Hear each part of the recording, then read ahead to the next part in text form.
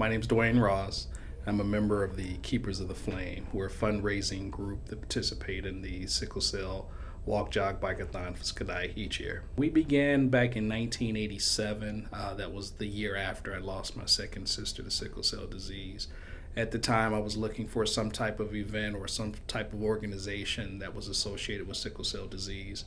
And we found this organization, which today is called SCDAI, Sickle Cell Disease Association of Illinois. But back then they were MASCA, the Midwest Association for Sickle Cell Anemia. And basically what ended up happening, I had talked to the head of our corporate relations area, and he basically told me to go out, and if I can recruit some additional people to participate, the company would sponsor us. And first year, we had about 9 people participated. So at that time, I thought it was great. You know, we had 9 people. But as the years went on, it grew. As a matter of fact, back in 1993, we lost a coworker, Tommy Drew, to sickle cell disease.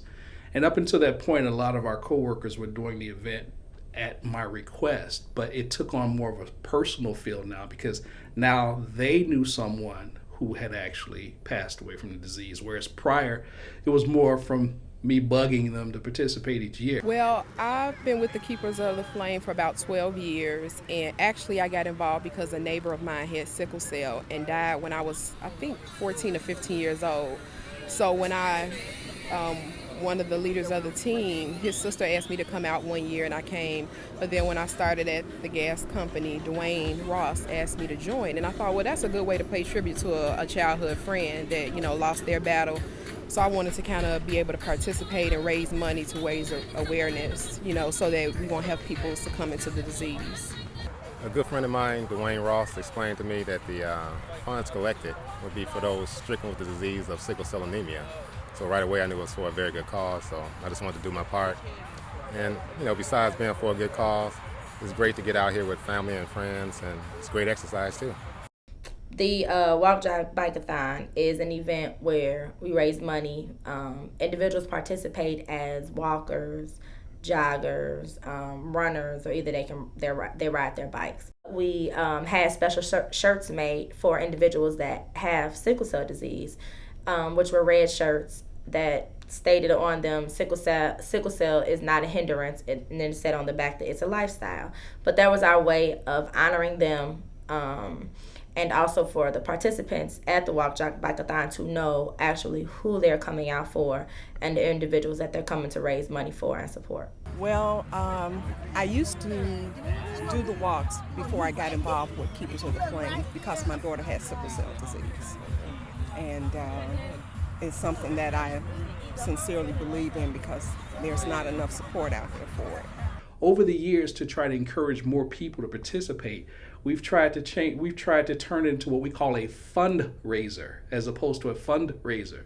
So we realized that to get a lot of people to sacrifice 4 or 5 hours of their time on a Saturday, you got to give them something to want to come out to do. A lot of people do it for the love of the love and the passion of the event. But we also found the need that we had to try to let people see that we appreciated their efforts. So what we do, we turn the event into not only a fundraiser, but we try to make it more of a family-oriented event as well.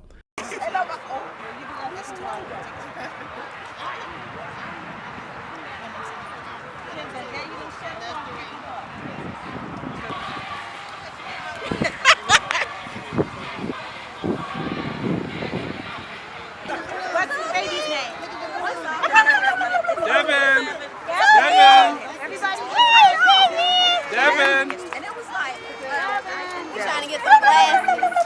Hey, Bam, yeah, no putting on that. Sickle cell disease right now still, in my opinion, still has this stigma as this quote-unquote black disease.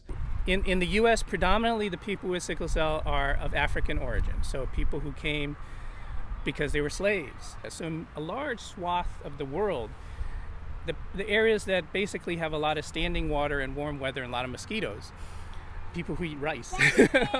There's a lot of sickle trait in these places, so it includes Italy and Greece, Lebanon. There's a sickle cell center in Tel Aviv, Israel. There's a sickle cell center in Thessalonica, Greece. It's the Thessalonians in the Bible. It's still a city in Greece, and it has a lot of people with sickle cell there. There's people with sickle cell in Spain and Portugal, and then across into India and Pakistan also. So that many people who are not African American or looking particularly dark skinned have sickle cell as well. We've got to break this stigma in terms of it being a black disease. I honestly feel because of that stigma, sickle cell does not get the fanfare or the attention that some of these other diseases do. If you really think about it in a broader scale, anybody can be affected by it. So we're seeing an emerging population in our country in the Hispanic community. But the most common type is called sickle cell SS, and that means that somebody gets a gene for sickle from one parent and a gene for sickle from the other parent. And the two genes together both make the sickle hemoglobin, and that makes the cells have the abnormal shape and the anemia and the pain problems and all that. Sickle trait is quite different. So sickle trait means you just have one copy of sickle gene, but the other gene is normal. And that is very, very common across the world, particularly in areas of the world where there's a lot of malaria, which is the tropical areas and around the Mediterranean. 73% of the 4,800 cases in Illinois are in Cook County. 80,000 Americans have sickle cell disease. I think sickle cell is probably one of those diseases that kind of fly under the radar, and not a lot of people are aware of it or not really knowledgeable about it if they are aware of it. So I think that, Keepers of the Flame and also SCDAI has an important mission.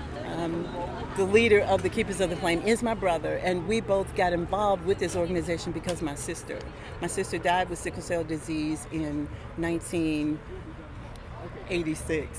We didn't even know that this existed. So we kind of made do and did what we needed to do, but when we found out about it, as I said, we just started to give, and we know the importance of giving, and we know that everything takes money. The Keepers of the Flame have raised money specifically for the Walk Jog Bike-a-thon for a long time now. They celebrated their 25th year anniversary this year, and for 25 years has remained the largest group of participants in our walk, as well as the largest money raised for our Walk Jog Bike-a-thon each year. My main focus is fundraising. So, and me personally, I try to get more young people involved because I feel like it's not a lot of young people that are aware of sickle cell and how relevant it is to African Americans.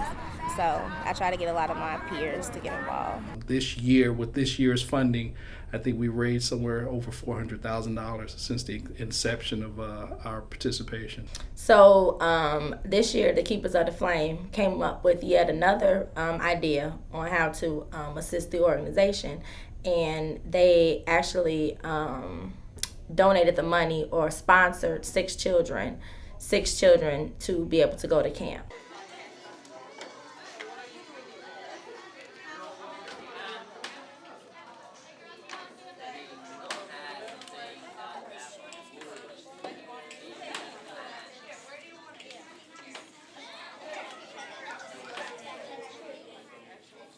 So this year, once again, I challenged the members of the Keepers of the Flame to basically sponsor a child for camp. And our original goal was to get 5 kids, and actually we were able to send 6 kids.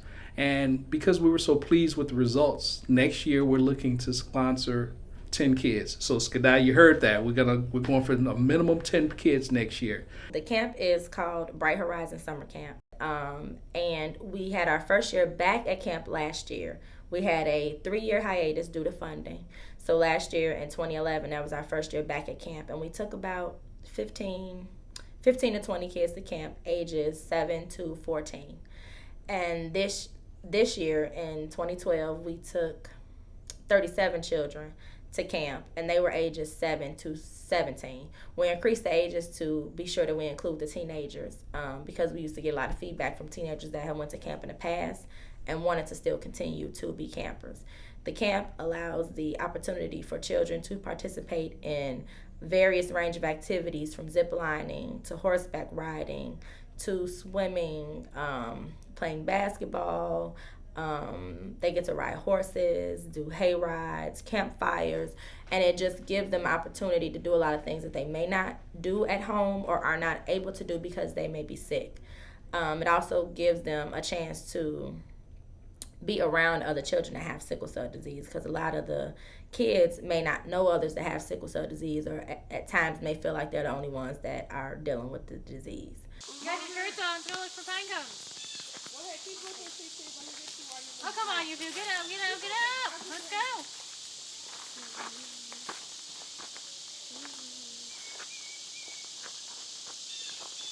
You have 4 more items to find, and then we can take a break.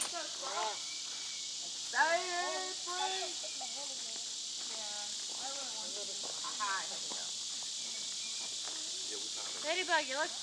It is very important that we really try to get the word out, because there's a lot of other cultures that don't know what sickle cell is, and sickle cell get cheated a lot of time. We don't get the word out. People don't know what it is. Our fundraisers don't turn out to be what we want like the other bigger fundraisers, and yeah, it's very important. Spreading awareness about sickle cell anemia, making sure that those who are afflicted with the disease are aware of options that are available to them, and basically just making sure that people know more about sickle cell, the disease, its cause, its treatments, things of that nature, and just helping those who are afflicted. So right now, people are saying this is somehow the quiet disease that people forgot about. So back in the 70s, there was a lot of awareness pushes, and then it died down for reasons that we still don't completely understand. But the main 2-3 things for awareness, one is that some people may have sickle trait and not know it. And then when they're getting ready to have kids, if they get together with somebody who also has sickle trait or has some other abnormal hemoglobin gene, they may be surprised to have a child with sickle cell. And it's like, oh, well, you could have known this beforehand. You may have, chosen not to have this child, or you may just be aware that you could do this. And so I met this family once where the dad's a doctor, the dad of this new baby with sickle cell. The dad is a doctor, his father's a doctor, their families are like nurses and doctors, and this dad said, I didn't know I had sickle trait until my baby was born. Dad, how come you didn't tell me? He's asking the grandfather. And the grandfather said, you never asked. At the beginning, we had a motto. Our mission or our motto was on our way to a cure, a mile at a time. But since over the last couple of years, we've changed that. So we're the Keepers of the Flame. We're on our way to a cure and to help raise awareness a mile at a time. So this is basically what we're looking to do. We not only want to help find a cure for the disease, not that we're the scientists, but help supply a way to cure the disease.